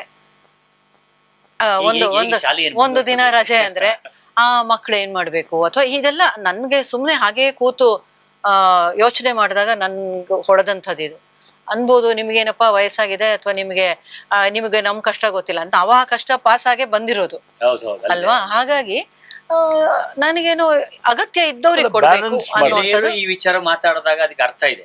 ನಾವ್ ಮಾತಾಡಕ್ ಹೋದ್ರೆ ನಿಮ್ಗೇನ್ ಗೊತ್ತು ಗೌರಿ ದುಃಖ ಅಂದ್ಬಿಟ್ರೆ ಮುಗಿದೋಯ್ತು. ಸಾಧ್ಯವೇ ಇಲ್ಲ. ಹೌದು. ಇನ್ನೊಂದು ಬಹಳ ವಿಶೇಷವಾಗಿರ್ತಕ್ಕಂಥ ಈ ವಾರದ ಒಂದು ಸುದ್ದಿ, ದೇವನಹಳ್ಳಿ ಹತ್ರ ರೈತರು ಹೋರಾಟವನ್ನು ಮಾಡ್ತಿದ್ರು. 1777 ಎಕರೆ ಜಮೀನನ್ನು ಉಳಿಸ್ಕೋಬೇಕು, ಅಲ್ಲೇನು ಬೇರೆ ಏನೋ ಚಟುವಟಿಕೆ ನಡೀತಿದೆ ಅಂತಕ್ಕಂಥದ್ದು ಬಹಳ ದೊಡ್ಡ ತೀವ್ರತರವಾದ ಹೋರಾಟ ನಡೀತಾ ಇತ್ತು. ಅದು ರೈತರಿಗೆ ಬಂತು. ಅದು ನಮ್ಮ ರೈತ ಚಳವಳಿಗೆ ಹೋರಾಟಕ್ಕೆ ಸಿಕ್ಕಂತ ದೊಡ್ಡ ಒಂದು ಗೆಲುವು. 1777 ಇದು ಎಕ್ಸೆಪ್ಷನ್ ಇದೆ, ಈ ತರ ಆಗಿರುವಂತದ್ದು ತುಂಬಾ ಕಡಿಮೆ, ತುಂಬಾ ಬಹಳ ಕಡಿಮೆ. ಅದು ಪರಿಸರ ವಿರುದ್ಧವಾಗಿ ಕೆಲಸ ನಡೀತಕ್ಕಂಥದ್ದಲ್ಲಿ ಇಂಥ ಒಂದು ಸಂದರ್ಭದಲ್ಲಿ ಅದನ್ನ ರೈತರಿಗೆ ಬಿಟ್ಟು ಕೊಡ್ತಕ್ಕಂಥ ಒಂದು ಕ್ರಮ ಏನಿದೆ ಅದು ಅತ್ಯಂತ ಸರ್ಕಾರ ಮಾಡಿರ್ತಕ್ಕಂಥ ಒಂದು ಸ್ವಾಗತ, ಸರಿಯಾದ ಒಂದು ಸ್ವಾಗತ ಮಾಡಬೇಕು. ಸರ್, ನಾನು ನಿಮ್ಮನ್ನ ಕೇಳಬೇಕಾಗಿರ್ತಕ್ಕಂಥ ವಿಚಾರ, ಸಂಚಾರಿ ಸಂಚಾರ ಸಾರಥಿ ಸಂಚಾರ ಅದರ ಆಪನ್ನ ಬಳಸ್ತಕ್ಕಂಥದ್ದು, ಅದ್ರ ಬಗ್ಗೆ ಈ ವಾರದಲ್ಲಿ ಒಂದು ಬಹಳ ವಿಶೇಷವಾಗಿರ್ತಕ್ಕಂಥ ಒಂದು ನಿರ್ಣಯ ಇದೆ. ಅದ್ರ ಬಗ್ಗೆ ಏನ್ ಹೇಳಿ? ಈ ಸಂಚಾರ ಸಾರಥಿ ಇರೋದು ವಾಸ್ತವಿಕವಾಗಿ ಎಲ್ಲರಿಗೂ ಅನುಕೂಲ, ಬಹಳ ಅನುಕೂಲ, ಸ್ವಾಗತ ಮಾಡಬೇಕು. ಇದ್ರ ವಾಸ್ತವಿಕ ಸಂಗತಿ ನೀವು ನನಗೆ ಕೇಳಿದಾಗ, ಯಾವತ್ತು ಅದು ಇನಾಗ್ರೇಷನ್ ಆಯ್ತು ಅಶ್ವಿನ್ ವೈಷ್ಣವಿಂದ, ನಾನು ಆ ಕಾರ್ಯಕ್ರಮಕ್ಕೆ I was invited. Press meet ತರ ಮಾಡಿದ್ರು, ನಾನು ಅದ ಕಾರ್ಯಕ್ರಮದಲ್ಲಿ ಭಾಗವಹಿಸಿದೆ. ಅದರ ಪ್ಲಸ್ ಎಫೆಕ್ಟ್ ಇದು ವಾಸ್ತವಿಕವಾಗಿ ಪ್ರಪಂಚದಲ್ಲೇ it will become A bench mark ಪ್ರಪಂಚದಲ್ಲಿ. ಯಾಕೆಂತ ಹೇಳಿದ್ರೆ ನಾವು ಇನ್ನ ಆ ತರದ ಒಂದು ಸಮಸ್ಯೆನ ನಾವು ಎದುರಿಸಿಲ್ಲ. ಇಂಗ್ಲೆಂಡಲ್ಲಿದೆ, ಯುರೋಪಿಯನ್ ಕಂಟ್ರೀಸ್ ಅಲ್ಲಿ, ಅಮೆರಿಕಾದಲ್ಲಿದೆ. ಅಂದ್ರೆ ಐಡೆಂಟಿಟಿ ಥೆಫ್ಟ್ ಅಂತ. ಐಡೆಂಟಿಟಿ ಥೆಫ್ಟ್ ಎಷ್ಟು ಪ್ರಬಲವಾಗಿ ಅಲ್ಲೆಲ್ಲ ಹರಡ್ಬಿಟ್ಟಿದೆ, ಅದಕ್ಕೆ ಮುನ್ಸೂಚನೆಯಾಗಿ ಈ ವ್ಯವಸ್ಥೆ ಮಾಡಿದ್ದು ಇದು. ಸಂಚಾರ ಸಾರಥಿ ಯಾರು ಅಪೋಸ್ ಮಾಡ್ತಿಲ್ಲ, ಅದು ತಪ್ಪ ಕಲ್ಪನೆ ಬರ್ತಾ ಇದೆ. ಸರ್ಕಾರ ಏನ್ ಮಾಡ್ತೋ ಅದನ್ನ ತಿದ್ದುಪಡಿ ಮಾಡ್ಕೊಂಡಿದೆ. ಅದೇನು ಅಂತ ಹೇಳಿದ್ರೆ, ಸಂಚಾರ ಸಾರಥಿಯ ಆ್ಯಪ್ ಇಂದ 30 ಕೋಟಿ ಜನ ಬಳಸಿದ್ದಾರೆ. 30 ಕೋಟಿ ಜನ ಬಳಸಿದ್ದಾರೆ. ಒಂದು. ಎರಡನೇದು, ನೀವು ಸಪೋಸ್ ನಿಮ್ಮ ಮೊಬೈಲ್ ಕಳುವಾಯ್ತು, ಮುಂಚೆ ಪೊಲೀಸ್ ಸ್ಟೇಷನ್ ಕೊಡ್ತಿದ್ರಿ, ರೊಟೀನ್ ಆಗ್ತಿತ್ತು, ಬಿಡ್ತಿದ್ರು. ಈಗೆಲ್ಲ ಆಗಲ್ಲ. ಈ ಸಂಚಾರ ಸಾರಥಿ ಆ್ಯಪಲ್ಲಿ ನೀವು ಇದು ಮಾಡಿದ್ರೆ ತಕ್ಷಣವೇ ಸಿಮ್ ಬ್ಲಾಕ್ ಆಗುತ್ತೆ. ಸಿಮ್ ಬ್ಲಾಕ್ ಆದ ತಕ್ಷಣ ಇವನ್ನ 15ರಿಂದ 20 ಲಕ್ಷ ಜನನ ಪೊಲೀಸ್ನವರು ಹಿಡ್ಕೊಟ್ಟಿದ್ದಾರೆ ಇದರಿಂದ, ಈ ಸಂಚಾರ ಸಾರಥಿ ಆ್ಯಪಿಂದ. ಇದು ಬಹಳ ವೇಗವಾಗಿ ಸರ್ಕಾರದ ಕೈ ಬಿಟ್ಟೋಗಿದೆ, ಕಂಡಿಡಿದಿದ್ದು. ಜನ ಸ್ವಾಗತಿಸ್ತಾ ಇದ್ದಾರೆ. ಇಲ್ಲಿ ಸಮಸ್ಯೆ ಏನ್ ಬಂತು ಅಂತ ಹೇಳಿದ್ರೆ, ಅದರಲ್ಲೇ ನಾವು ಚರ್ಚೆ ಮಾಡ್ಬೋದು. ಏನು ಅಂತ ಹೇಳಿದ್ರೆ, ಈ ಸಂಚಾರ ಸಾರಥಿ ಆ್ಯಪ್ನ ಸರ್ಕಾರ ಏನು ಮಾಡ್ಲಿಕ್ಕೆ ಹೊರಟು, ಸೆಕೆಂಡ್ ಇನ್ ದ ವರ್ಲ್ಡ್ ನಾವು ಮೊಬೈಲ್ ಮ್ಯಾನುಫ್ಯಾಕ್ಚರಿಂಗ್ ಇಲ್ಲಿ, ಇನ್ಕ್ಲೂಡಿಂಗ್ ಆ್ಯಪಲ್ ಎಲ್ಲ ಬಂದಿದ್ದಾರೆ. ಈ ಸಂಚಾರ ಸಾರಥಿ ಆ್ಯಪು ಅದರ ಒಳಗಡೆನೆ ಫ್ರೀ ಇದು ಮಾಡಿಕೊಡ್ಬೇಕು ಅಂತ. ನೀವು ಮೊಬೈಲ್ ಖರೀದಿ ಮಾಡಿದ್ರೆ ಸಂಚಾರ ಸಾರಥಿ ಆ್ಯಪ್ ಒಳಗಡೆ ಇರುತ್ತೆ, ಇನ್ಕಾರ್ಪೊರೇಟ್ ಇರುತ್ತೆ. ಅದು ಮಾಡಿದ್ರು. ಅದನ್ನು ಮಾಡಿದ ತಕ್ಷಣ ವಿರೋಧ ಪಕ್ಷದವರು ಸ್ಟಡಿ ಮಾಡಿದರೋ ಮಾಡಿಲ್ವೋ, ಇದೇನು ಅಂತ ಹೇಳಿದ್ರೆ ತಕ್ಷಣ ಪ್ರತಿಕ್ರಿಯಿಸ್ಬೇಕು. ನಮಗೇನು ಅಂದ್ರೆ ಪೆಗಾಸಸ್, ಅದು ಯಾರೋ ಹೇಳಿದ್ರಲ್ಲ, ನಮ್ಮನ್ನ ಸ್ಪೈ ಮಾಡ್ತಾರೆ, ನಮ್ಮನ್ನ ಇದು ಮಾಡ್ತಾರೆ, ಆದ್ರಿಂದ ಇದನ್ನ ಅಪೋಸ್ ಮಾಡ್ಬೇಕು. ಸರ್ಕಾರ ಏನೋ ಮಾಡ್ತಾ ಇದೆ ಅನ್ನುವಂಥ ಭಾವನೆ ಕ್ರಿಯೇಟ್ ಮಾಡೋದಕ್ಕೋಸ್ಕರ ಅವ್ರಿಗೆ ಸೂಟ್ ಆಯ್ತು ಮಾಡಿದ್ರು. ನಾನು ನೋಟ್ ಒಳಗಡೆ ಚಿಪ್ ಇಟ್ಟಿದ್ದಾರೆ ಅಂತ ಹೇಳ್ತೀವಿ. ಮುಂಚೆ ಮಾಡಿದ್ರು. ನೋಟ್ ಒಳಗಡೆ ಚಿಪ್ ಬರುತ್ತೆ. ಇದೆಲ್ಲ ಆವಿಷ್ಕಾರವನ್ನ ವಿರೋಧಿಸುವಂಥದ್ದು ಮತ್ತೆ ಮನೋಸ್ಥಿತಿ. ಆದ್ರೆ ಇದು ಇಟ್ ಇಸ್ ಮೋಸ್ಟ್ ವೆಲ್ಕಮ್. ಇದು ತಕ್ಷಣವೇ ಸರ್ಕಾರ ಹೇಳಿತು ಬಂದಿದೆ ಅದನ್ನ ಅಂತ ಅನ್ಕೊಳ್ಳೋಣ. ಅದನ್ನ ತೆಗೆದಾಕ್ಬಿಡಿ, ಅನ್ಇನ್ಸ್ಟಾಲ್ ಮಾಡ್ಕೊಳ್ಳಿ. Nobody prevents you from uninstalling it ಅಂತ ಪ್ರಯತ್ನ ಮಾಡಿದ್ರು. ಆದ್ರೆ ಇದು ಹೋಗ್ಲಿಲ್ಲ. ನಿನ್ನೆ ಸೂಚನೆ ಕೊಟ್ಟಿದ್ದಾರೆ, ಇದು Sanchar Sarathi app it will not be part of the mobile ಅಂತ ಕೊಟ್ಟಿದ್ದಾರೆ. ಆದ್ರೆ ಅಲ್ಲಿ ಬಹಳ ಇದು ಅಂತ ಹೇಳಿದ್ರೆ, ಎಕ್ಸ್ಪರ್ಟ್ಸು ಟೆಕ್ನಾಲಜಿಕಲ್ ಇವ್ರು ಮಾಡಿದವರು ಸುಮಾರು. ಅದೇನಾದ್ರೆ ಅದು ಹಾಗೆ ಬೆಳೆಯುತ್ತೆ, ಅದು ಹಾಗೆ ಇರುತ್ತೆ. ನಾನು ಹೇಳಿದ್ನಲ್ಲ, 15-16 ಲಕ್ಷ ಮೊಬೈಲ್ ನೀವು ಸರ್ಚ್ ಮಾಡಿಕೊಟ್ರಿ, ಎಲ್ಲಿದೆ ಮೊಬೈಲ್ ಏನಿದೆ ಅಂತ ತಕ್ಷಣವೇ ಕಂಡುಹಿಡಿಬಹುದಂತ ಒಂದು ಇದು ಆವಿಷ್ಕಾರದಿಂದ ಇದು ಮೋಸ ಹೋಗಲ್ಲ. ಇಟ್ ವಿಲ್ ರಿಮೈನ್ ಇದು. ಆದರೆ ಇದು ನೋಡಿ ಎಂಥ ಪರಿಸ್ಥಿತಿ ಅಂದರೆ, ಸರ್ಕಾರದಲ್ಲಿ ಪೇಟಿಎಮ್ ಬಿಫೋರ್ ಈ UPI ಗೂಗಲ್ ಪೇ ಇದೆಲ್ಲ ಆಮೇಲೆ ಬಂದಿತ್ತು. ಫಸ್ಟು ಬಂದಿದ್ದು ಪೇಟಿಎಮ್. ಪೇಟಿಎಮ್ ಈಸ್ ಆ್ಯಕ್ಚುಲಿ ನಮ್ಮ ಭಾರತದ ಇದು. Paytm was available in every mobile automatic ಆಗಿ. ಯಾರೋ ಗಲಾಟೆ ಮಾಡಿರಲಿಲ್ಲ. ಇದನ್ನ ಗಲಾಟೆ ಮಾಡ್ತಿದ್ದಾರೆ. ಇದನ್ನ ಗಲಾಟೆ this is a kind of awareness only. ಆಗ ನಮ್ಗೆ ಇನ್ನೂ ಗೊತ್ತಿರ್ಲಿಲ್ಲ ಯಾವ್ದು. ಈಗ ಇದ್ರೊಳಗೆ ಪೇಟಿಎಂ ಇದೆ, ಇದಿದೆ, ಸುಮತಿ ಯಾವ್ದು ಗೊತ್ತಿಲ್ಲ ಅಂದ್ರೆ ಪೇಟಿಎಮ್ ಒಂದು ಸಿಕ್ಕಾಪಟ್ಟೆ ಬೆಳೀತು ಇದರಿಂದ. ಬೆಳೆದಾಗ ಅವಾಗ ಏನ್ ಮಾಡಿದ್ರು ಅಂದ್ರೆ ಇವರು ಮಾಲೀಕರು they went to Alibaba China and ಅಲ್ಲಿಂದ 200 ಮಿಲಿಯನ್ ತಂದ್ರು. So it was sold out to Chinese company. ಅವ್ರು ಇದ್ದಾಗಲೂ ಈ ಸ್ಪೈ ಇದು ಬರಲಿಲ್ಲ. Not that people are awareness create ಆಗಿಲ್ಲ. ಈ ಫೋನ್ ಪೇ ಎಲ್ಲ ಬಂದಾಗ ಕಾಂಪಿಟೇಷನ್ ಲೆವೆಲ್ ಡಿಟ್. ಕಾಂಪಿಟೇಷನ್ ಲೆವೆಲ್ ಆದಾಗ ಅದು ಕಮ್ಮಿ ಆಯಿತು. ಅವೇರ್ನೆಸ್ ಅಂತ ಹೇಳಿ ಕಂಟಿನ್ಯೂಸ್ ಆಗಿ ನೀವು ಜನಕ್ಕೆ ಹೇಳಿದ್ರೂ ಜನಕ್ಕೆ ಇನ್ನ ಈ ವಿಷಯ ಗೊತ್ತಿಲ್ಲ. They are not aware. So ಈ ರೀತಿ ಅನ್ಅವೇರ್ ಆಗಿ ಮಾಡ್ತಾ ಇದ್ದಾರೆ. ಇದು ಪೊಲಿಟಿಕಲಿ ಅವೇರ್ನೆಸ್ ಕ್ರಿಯೇಟ್ ಮಾಡಿದ್ದಕ್ಕೆ ಇದು ಒಂಥರ ಬರ್ಸ್ಟ್ ಆಯಿತು. ಆ್ಯಂಡ್ ಪಾರ್ಲಿಮೆಂಟ್ ಟೈಮಲ್ಲೇ ಸೆಷನ್ ಟೈಮಲ್ಲೇ ಇದೆಲ್ಲ ಬರುತ್ತೆ. ನೀವು ನೋಡಿ ಎಲ್ಲಿ ಬೇಕಾದ್ರೆ ಪಾರ್ಲಿಮೆಂಟ್ ಟೈಮಲ್ಲಿ ಇಶ್ಯೂಸ್ ಇಲ್ಲ. ಬೇರೆ ಮೋದಿ ಬಗ್ಗೆ ಬೇಕಾಗಿರ್ತಕ್ಕಂಥ ಚರ್ಚೆ ಮಾಡತಕ್ಕಂಥದ್ದು ಬೇಕಾದಷ್ಟು ಮಾತಾಡಲ್ಲ. ಸೊ ಅದಕ್ಕೆ ಇಂಥ ಇಶ್ಯೂಸ್ ಕ್ರಿಯೇಟಿವ್ ಮಾಡಿಬಿಡ್ತಾರೆ. ಆ ಇಶ್ಯೂಸ್ನ ಪ್ರೊಜೆಕ್ಟ್ ಮಾಡಿದಾಗ ಗೌರ್ಮೆಂಟ್ ಇಸ್ ಡಿಫೆನ್ಸಿವ್. ಇವಾಗ 3 ರೈತರ ಬಿಲ್ ಬಂದಿತ್ತಲ್ಲ, ಒನ್ ಪಾತ್ ಬ್ರೇಕಿಂಗ್. ಒಳ್ಳೇದು. ಯಾಕಂದ್ರೆ ಈ ರೈತ ಕೋಲಾರ ಬೆಳೆದಂತ ಟೊಮೆಟೊ ಇಲ್ಲಿಗೆ ಸೇಲ್ ಆಗ್ಲಿಲ್ಲ ಅಂದ್ರೆ ಅವನು ಬೀದಿಗೆ ಬಿಸಾಕ್ತಿದ್ದ. ಈಗ ನಿನ್ಗೆ ಎಲ್ಲಿ ಸಿಗುತ್ತೆ ಒಳ್ಳೆ ಪ್ರೈಸ್ ಸಿಗುತ್ತೋ ಮಾರ್ಕೊಳ್ಳೋ ಅಂತ. ಅದೇನು ತಪ್ಪಿದೆ.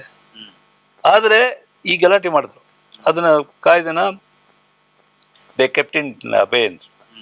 ಪೇಟಿಎಮ್ದು ಅಷ್ಟೇ ಅದೇ ತರನೇ. ಪೇಟಿಎಮ್ ಮಾಡಿದಾಗ ಗಲಾಟೆ ಮಾಡಿದ್ರು. ಈಗ ಸಂಚಾರ ಸಾರಥಿದು ಬಂದಾಗ ಶುರು ಮಾಡ್ಲಿಕ್ಕೆ ಜನಕ್ಕೆ ಈ ಸರ್ಕಾರ ಏನೋ ನಿಮಗೆ ಪೊಲೀಸ್ ಸ್ಟೇಟ್ ಆಗ್ತದೆ, ಸ್ಪೈ ಮಾಡ್ತಾ ಇದ್ದಾರೆ ಅನ್ನುವಂತ ಭ್ರಮೆನ ಕ್ರಿಯೇಟ್ ಮಾಡೋದಕ್ಕೋಸ್ಕರ. ಈಗ ಸೋಮಶೇಖರ್ ಅವರೇ, ಏನಂದ್ರೆ ನಾನು ಯಾಕೆ ಅವೇರ್ನೆಸ್ ಅಂದೆ ಅಂದ್ರೆ, ಹಿಂದೆಲ್ಲ ಈಗ ಮಾಲ್ಗಳಿಗೆ ಹೋದಾಗ ಒಂದು ಚೀಟಿ ಕೊಡೋದು, ನಿಮ್ದು ಮೊಬೈಲ್ ನಂಬರ್ ಬರ್ಕೊಡಿ, ನಿಮ್ದು ಅಡ್ರೆಸ್ ಬರ್ಕೊಡಿ, ನಿಮ್ಗೇನೋ ಒಂದು ಕೂಪನ್ ಕಳಿಸ್ತೀವಿ, ನಿಮ್ಗೇನೋ ಒಂದು ಪಾತ್ರೆ ಕೊಡ್ತೀವಿ, ನಿಮ್ಗೇನೋ ಒಂದು ಅದು ಕೊಡ್ತೀವಿ, ಈ ತರದೆಲ್ಲ ಮಾಡ್ತಾ ಇದ್ರು. ಕೊಟ್ಟು ಬಿಡ್ತಾ ಇದ್ರು. ಪಾತ್ರೆ ಆಸೆಗೋ ಇನ್ನೊಂದಕ್ಕೋ ಏನೋ ಒಂದು ಲಾಟ್ರಿ ಎತ್ತಿದ್ರೆ ನನಗೇನೋ ಒಂದು ಬಹುಮಾನ ಬರುತ್ತೆ ಅಂತ. ಹಾಗೆ ಅನೇಕರು ಮೊಬೈಲನ್ನ ಬಳಸುವಾಗ ಆರಂಭದ ದಿನಗಳಲ್ಲಿ ಆಂಡ್ರಾಯ್ಡ್ ಅಂದ್ರೆ ಏನು, ಆಪಲ್ ಅಂದ್ರೆ ಏನು ಇದೇ ಗೊತ್ತಿರದೆ, ಹೋಗಪ್ಪ ಅಂಗಡಿಗೆ 20,000 ಕೊಡಪ್ಪ, ಒಂದು ಮೊಬೈಲ್ ತಗೊಂಡ್ಬಾ. ನಾನು ಮೊಬೈಲ್ ತಗೊಂಡೆ. ಕಂಪ್ಲೀಟ್ ಆ ಮೊಬೈಲಲ್ಲಿ ಏನಿದೆ, ನಾನು ಹೇಗೆ ಇದನ್ನ ಯೂಸ್ ಮಾಡ್ತಾ ಇದ್ದೀನಿ, ಇದರ ಒಂದು ಅವೇರ್ನೆಸ್ ಮೊದಲು ಇರ್ಲಿಲ್ಲ ನಾನು ಅಂದುಕೊಳ್ಳುವ ಹಾಗೆ. ಇದರಲ್ಲಿ ಆ್ಯಪ್ ಅಂದ್ರೆ ಏನು, ಏನೇನ್ ಆ್ಯಪ್ಗಳು ಇನ್ಸ್ಟಾಲ್ ಆಗಿದೆ ನನ್ನ ಫೋನ್ನಲ್ಲಿ, ಇದನ್ನ ನಾನು ಹೇಗ್ ಬಳಸ್ಬೇಕು, ಇದು ಗೊತ್ತಿರ್ಲಿಲ್ಲ. ಎಲ್ಲರೂ ನೋಡ್ತಾರಂತೀರಾ? ಈಗ ಅಲ್ಲ, ಈಗ ಪೇಟಿಎಂ ತರದ ಯಾವುದೋ ಒಂದು ಬಂದಿದೆ ಅಥವಾ ಏನೋ ಒಂದಿದೆ ಅಂದ್ರೆ ಅದು ಹೇಳಿದ್ರೆ ಅರ್ಥ ಮಾಡ್ಕೊಳ್ಳೋ ಅಷ್ಟಾದ್ರೂ ಅವೇರ್ನೆಸ್ ಬಂದಿದೆ. ಈಗ ಸಂಚಾರ ಸಾಥ್ ಅಳವಡಿಸ್ಕೊಳ್ಳಿ, ಪೇಟಿಎಂ ನ ತೆಗೀರಿ, ಏನೋ ಒಂದು ಇದೆ ನನ್ನ ಫೋನಲ್ಲಿ, ಇದನ್ನ ಏನ್ ಮಾಡ್ಬೇಕು ಅಂತ ತಗೊಂಡೋಗಿ ಗೊತ್ತಿಲ್ಲದೆ ಇರೋರು ಮಾಡೋಷ್ಟ್ರ ಮಟ್ಟಿಗೆ ಬಂದಿದೆಯೇನೋ ಅಂತ ಅನ್ಸುತ್ತೆ. ಏನ್ ಸರ್ ಅನ್ಸಿಕೆ ಸರಿ. ಆದ್ರೆ ಜನ ಏನು ಅಂತ ಹೇಳಿದ್ರೆ ಹೊಸ ಹುಟ್ಟು ಹಾಕುವಂಥದ್ದು. It is not we are people are recipient. ನಾವು ವಾಸ್ತವಿಕವಾಗಿ ನಮಗೆ ಡಿಸೈಡ್ ಮಾಡ್ಲಿಕ್ಕೋ ಅಥವಾ ಇದು ಮಾಡ್ಲಿಕ್ಕೋ ಇರಲಿಲ್ಲ, ರಿಸೀವ್ ಮಾಡ್ತಾ ಇದ್ವಿ. ಇದನ್ನ ರಿಸೀವ್ ಮಾಡೋದಕ್ಕೆ ಯಾರು ಕ್ರಿಯೇಟ್ ಮಾಡ್ತಾರಲ್ಲ ಅಲ್ಲಿ ಏನು ವ್ಯತ್ಯಾಸ ಆಗಿಲ್ಲ. ಈಗ ಟಿವಿ ತಗೋತೀರಿ, ನೆಟ್ಫ್ಲಿಕ್ಸ್ ಬರುತ್ತೆ ಆಟೋಮೆಟಿಕಲ್. ನಿಮ್ಗೆ ಎಲ್ಲವೂ ಅವ್ರು ಪ್ಯಾಕ್ ಮಾಡಿ ಅಲ್ಲೇ ಫಿಕ್ಸ್ ಮಾಡಿರ್ತಾರೆ. ಸೊ ನೀವು ಆರಂಭ ಮಾಡುವಂಥದ್ದು. ಅದಕ್ಕೆ ಇವ್ರು ಗಲಾಟೆ ಮಾಡೋದು. ಸಂಚಾರ ಸಾರಥಿ ಯಾಕೆ ನೀವು ಇದರಲ್ಲಿ ಫೋನ್ಸಲ್ಲಿ ಬಿಟ್ರಿ, ಫೋನ್ಸಲ್ಲಿ ಯಾಕೆ ಆಯ್ತು ಅಂತ. ಯುರೋಪಿಯನ್ ಫೋನ್ಸಲ್ಲಿ ಅದು ಇಲ್ದೇನೆ ಮಾಡಿದ್ರು. ಅವಾಗ ಗೌರ್ಮೆಂಟ್ಗೆ ಅನಿಸ್ತು ಇಲ್ದಾನೆ ನಾವು ಮಾಡ್ಬಿಡೋದು ಒಳ್ಳೆ ಅಂತ. In comparison to the European nations and India is far ahead in feature. ಎಷ್ಟೋ ಫೀಚರ್ಸ್ ಇಂಡಿಯಾಲಿ ಮಾಡ್ತಾ ಇರೋವಂಥದ್ದು ವಿ ಆರ್ ಫಾರ್ ಅಹೆಡ್ ಪ್ರತಿಯೊಂದೂ. ಆದರೆ ನೀವು ಹೇಳ್ತಾರ ನೋಡಿ, ಉದಾಹರಣೆ ನಾನು telecom regulatory authority of India consumer advisory group member. ಎಲ್ಲ ಕಡೆ 28 ಡಿಸ್ಟ್ರಿಕ್ಟ್ ಹೋಗಿದ್ದೀನಿ ಕ್ರಿಯೇಟ್ ಮಾಡಲಿಕ್ಕೆ, ಅವೇರ್ನೆಸ್ ಕ್ರಿಯೇಟ್ ಮಾಡಲಿಕ್ಕೆ. ಟ್ರೈನೂ ಮಾಡುತ್ತೆ COP ಅಂತ, ಕನ್ಸ್ಯೂಮರ್ ಔಟ್ರೀಚ್ ಪ್ರೋಗ್ರಾಮ್ ಅಂತ. ಈ ಮೊಬೈಲ್ ಸರ್ವಿಸ್ ಕಂಪನೀಸು ಮಾಡಬೇಕು ಅಂತ ಸುದ್ದಿ ಇದೆ. ಎಲ್ಲ ಕಡೆ ನಾವು ಹೇಳಿ ಹೇಳಿ ಸಾಕಾಗತ್ತೆ. ಇನ್ನೂ ಕೂಡ ಜನಕ್ಕೆ ಅವ್ರು ಏನು ಕಲ್ಪನೆ ಮಾಡಿದ್ದಾರೆ ಅದನ್ನೇ ಹೇಳ್ತಾರೆ. ನೀವು ಬ್ಯಾಕ್ಲ್ಯಾಶ್ ಆಗುತ್ತೆ. ಇದು ನಾವು ಇಷ್ಟು ಜನಕ್ಕೆ ಹೇಳಿದ್ದೀವಿ, ಇನ್ನೂ ತಲುಪಿಲ್ವಲ್ಲ ಅಂತ. ಎಷ್ಟು ಮಟ್ಟಕ್ಕೆ ನಾವು ಯಾವ ಲೆವೆಲಲ್ಲಿ ಅವೇರ್ನೆಸ್ ಕ್ರಿಯೇಟ್ ಮಾಡಬೇಕು ಅದು ಆಗ್ತಾ ಇಲ್ಲ. ಅವೇರ್ನೆಸ್ ಕ್ರಿಯೇಟ್ ಆಗುತ್ತೆ ಎಲ್ಲೋ ಒಂದು ಕಡೆ. ಇದು ಯಾರಿಗೆ ಇಂಟ್ರೆಸ್ಟ್ ಇದೆಯೋ, ಸುಮ್ಸಿ ಹೇಳಿದ್ರಲ್ಲಿ ಅರ್ಥ ಇದೆ, ಯಾರಿಗೆ ಇಂಟ್ರೆಸ್ಟ್ ಇದೆಯೋ ಅವರು ಪ್ರತಿಯೊಂದು ನೋಡ್ತಾರೆ. ಈಗ ಉದಾಹರಣೆ ಪಾರ್ಲಿಮೆಂಟಲ್ಲೇ ತಮಾಷೆ ಮಾಡಿದ್ರು ಚಿದಂಬರಂ ಎಲ್ಲ, ಅಯ್ಯೋ ನಾವು UPI ಇದೆಲ್ಲ ಎಲ್ಲಿ ಟೆಲಿಫೋನ್ ಕನೆಕ್ಷನ್ ಬರುತ್ತೆ, ಎಲ್ಲಿ ಜನ ಉಪಯೋಗಿಸ್ತಾರೆ ಅಂತ ಹೇಳಿದರು. ಈಗ ಏನು ನಮ್ಮ ಚೇಂಜ್ ಇಲ್ಲ ಸರ್, UPI ಮಾಡಿಬಿಡಿ ಸರ್ ಅಂತ. 5 ರೂಪಾಯಿ, ಹೌದು ಹೌದು, 2 ರೂಪಾಯಿ ಎಲ್ಲನೂ ಮಾಡ್ತಾರೆ. ದೇವಸ್ಥಾನದ ಮುಂದೆ ಮೊನ್ನೆ ಗವಿಗಂಗಾಧರೇಶ್ವರ ಟೆಂಪಲ್ಗೆ ಹೋಗಿದ್ವಿ ನಾವು. ಅವರು ಸ್ಕ್ಯಾನ್ ಮಾಡಿ ಅಂತ, ಭಿಕ್ಷೆ ಕೇಳುವವರು, ದಾನ ಕೇಳುವವರು ಕೂಡ ಸ್ಕ್ಯಾನ್ ಮಾಡಿ ಅನ್ನೋ ಮಟ್ಟಕ್ಕೆ. ಅದನ್ನೇ ಹೇಳ್ಬೇಕು ಅಲ್ಲ. ನೆನ್ನೆ ಕಾರಲ್ಲಿ ಬಂದಾಗ ಕೇಳ್ದ, ಸ್ವಲ್ಪ ಇದು ಮಾಡಿ ಸರ್ ಅಂತ. ನಾನು ಹೇಳ್ದೆ ಚೇಂಜ್ ಇಲ್ಲಪ್ಪ, ನೆಕ್ಸ್ಟ್ ಟೈಮ್ ಸರ್ ತಗೊಳ್ಳಿ ಸರ್ ಅಂತ. ಅವ್ನು ನೋಡಿದ್ರೆ QR ಕೋಡ್, ಅವ್ನು QR ಕೋಡ್ ಕೊಟ್ಟು ನನಗೆ ದುಡ್ಡು ಕಳಿಸಿ ಅಂತ ಹೇಳ್ದ. ಹೇಗೆ ಆಗತ್ತೆ ಇದನ್ನು ಮಾಡೋದು ಹೇಗೆ ಅಂತ ಅವ್ರಿಗೆ ಗೊತ್ತಿಲ್ಲ. ಇದರ ರೂವಾರಿಯಾಗಿ ಇರೋರು ಯಾರು ಮಾಡ್ತಾ ಇದ್ದಾರೆ. ಬಟ್ ಫಾರ್ಚುನೇಟ್ಲಿ ದೇಶಕ್ಕೆ ಒಳ್ಳೆ ಅಲ್ಲ, ಈಗ ಬಂದಿರೋ ಅಂಥದ್ದು ಅಶ್ವಿನ್ ವೈಷ್ಣವರಲ್ಲ, ದೇ ಆರ್ ಬ್ರಿಲಿಯಂಟ್. ಅವ್ರು ಭಾಳ ವಿದ್ಯೆ ಓದ್ದವರು. ಅವ್ರ ಲೆವೆಲ್ ಆಫ್ ಡಿಸ್ಕಷನ್, ಅವ್ರ ಲೆವೆಲ್ ಆಫ್ ಥಾಟ್ಸ್ಗೆ ಈ ಜನ ಅರ್ಥ ಮಾಡ್ಕೊಳ್ಳಿಲ್ವಲ್ಲ ಅಂತ ದುಃಖ. ಒಂದು ಯಾವುದೇ ಆದ್ರೂ ಈಗ ಅದೊಂದು ಮುಟ್ಟಿನ ರಜೆ ಆಗ್ಬೋದು ಅಥವಾ ಸಂಚಾರ ಸಾರಥಿ ಆಗ್ಬೋದು, 2 ಫಾರ್ ಅಂಡ್ ಅಗೇನ್ಸ್ಟ್.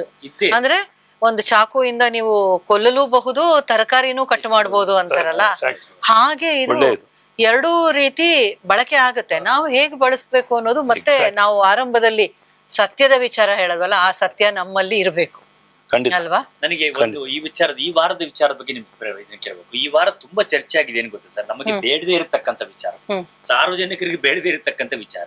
ಅಲ್ಲೆಲ್ಲೋ ನಾಟಿ ಕೋಳಿ ತಿಂದ್ರಂತೆ, ಸಾರ್ ತಿಂದ್ರಂತೆ, ತಟ್ಟೆ ಇಡ್ಲಿ ತಿಂದ್ರಂತೆ, ಇವ್ರ ಹಂಗಂದ್ರಂತೆ, ಇವ್ರ ಹಿಂಗಂದ್ರಂತೆ, ಬೆಳಗಿನ ಉಪಹಾರದ್ದೇ ದೊಡ್ಡ ಚರ್ಚೆ ಆಗುತ್ತೆ. ನಮ್ಗೇನ್ ಲಾಭ ಆಯ್ತು ಸರ್ ಇದರಿಂದ? ನೀವು ಹೇಳಿದ್ದಲ್ಲ, ನೋಡಿದವ್ರಿಗೆ ಲಾಭ ಇದೆಯೋ ಇಲ್ಲೋ ಗೊತ್ತಿಲ್ಲ, ತಿಂದ್ರೆ ಲಾಭ ಆಯ್ತು. ಇಲ್ಲ, ಸಾರ್ವಜನಿಕರ ಇದ್ರಲ್ಲಿ ನೀವು ಕೇಳಿದ್ರೆ, ನೀವು ಹೇಳಿದ್ರೆ ಅದು ನ್ಯೂಸ್ ಅವ್ರಿಗೆ. ಈ ತರ ನೀವು ಕೇಳಿದ್ರಲ್ಲ ನನಗೆ, ಹೌದಾ ಅಂತ ನಾನು ಕೇಳ್ತೀನಿ. ಯಾಕಂದ್ರೆ ನಾವು ನ್ಯೂಸ್ ನೋಡೋದೇ ಬಿಟ್ಬಿಟ್ಟೆ. ಅಲ್ಲ, ನಾನು ನೋಡಿದೆ. ಅಂಡ್ ವಾಸ್ತವಿಕವಾಗಿ ಎಲ್ಲ ಪ್ಯಾನಲ್ ಡಿಸ್ಕಷನ್ಗೂ ನಾನು ಕರೀತಾ ಇದ್ದೆ ವಿತ್ ಆಲ್ ಡ್ಯೂ ಇದು. ಇಲ್ಲಿಂದ ನಾನು 1 ಗಂಟೆ ಇದು ಮಾಡಲಿಕ್ಕೆ 10 ನಿಮಿಷ ಬ್ರೇಕಪ್ ಮಾಡಿದ್ರೆ ವಾಸ್ ವೇಸ್ಟಿಂಗ್ ಮೈ ಟೈಮ್.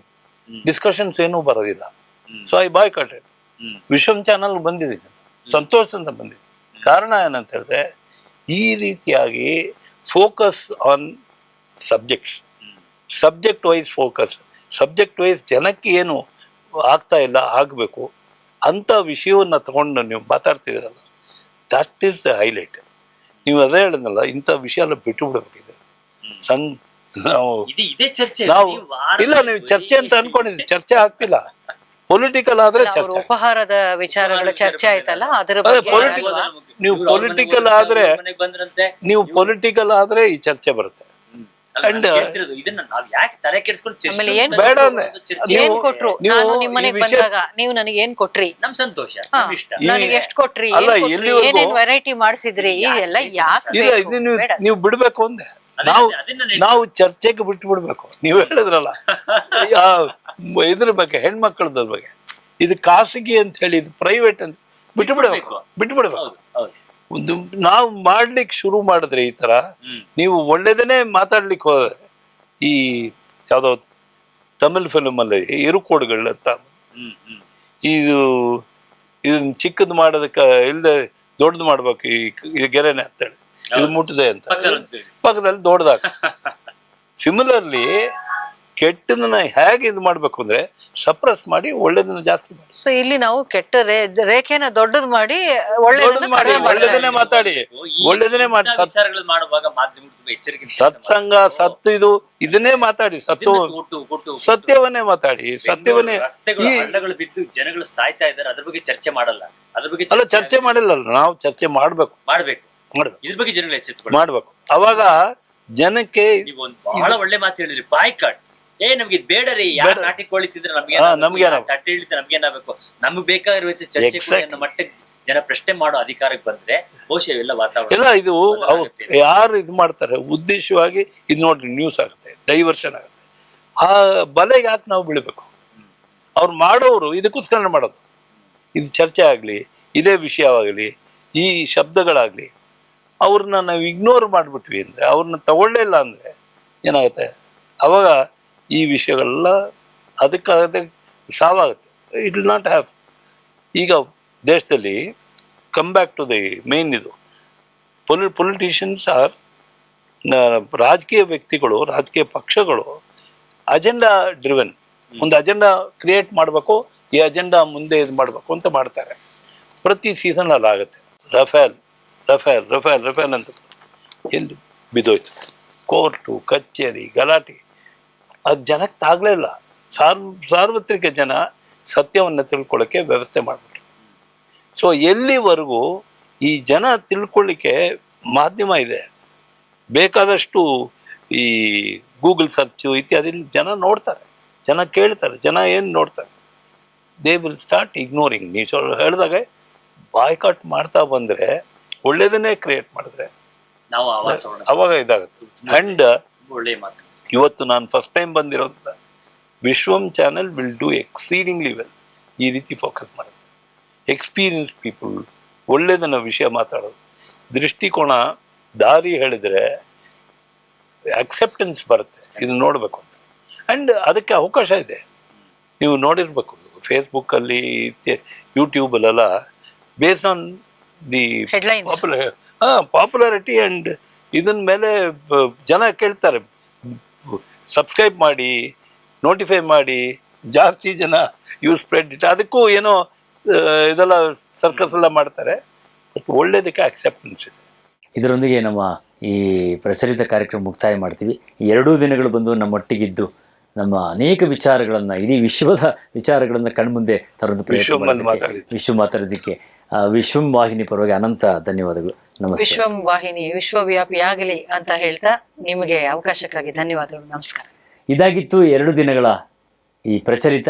ಮುಂದಿನ ವಾರ ಮತ್ತಷ್ಟು ವಿಚಾರಗಳೊಂದಿಗೆ, ವಾರದ ವಿಚಾರಗಳೊಂದಿಗೆ ಭೇಟಿ ಆಗ್ತೀವಿ. ನಮಸ್ಕಾರ.